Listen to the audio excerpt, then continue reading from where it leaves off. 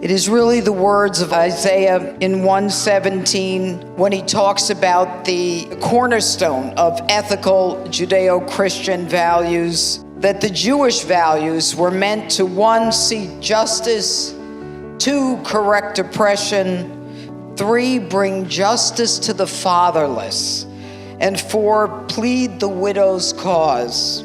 Isaiah 1:7. And that's what I did for 32 years as a prosecutor. I fought for the underdog.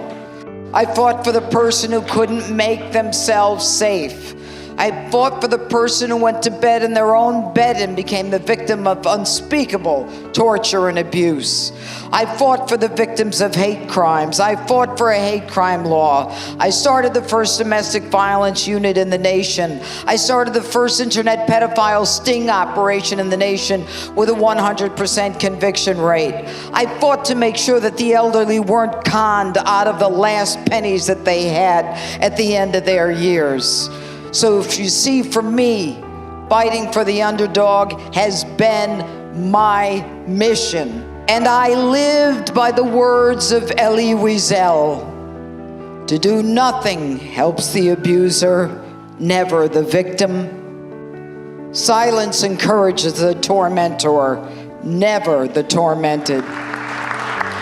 And who we can rely on in this world where hate is hate, and hate leads to violence, violence leads to retaliation, and retaliation leads to community and world unrest. And so for me, the fight for Israel, as a young Lebanese girl that was called camel jockey as a kid, it didn't matter, because they were entitled to be there. They had a right to be there. God gave them that right. And after 2,000 years of being persecuted, it was time to end the persecution. And I know that in every IDF commander's office is a photograph of a flight of Israeli fighter planes in formation with the Star of David on that plane. And those fighter planes in formation are buzzing 50 feet above Auschwitz, above the crematoria, the earth shaking with the sound of the fury. But it wasn't just the breaking of the sound barrier by the fighter planes painted with the Star of David. It was the roar of 6 million holy souls rejoicing and shouting triumphantly, Yam Israel High, Am Yisrael High.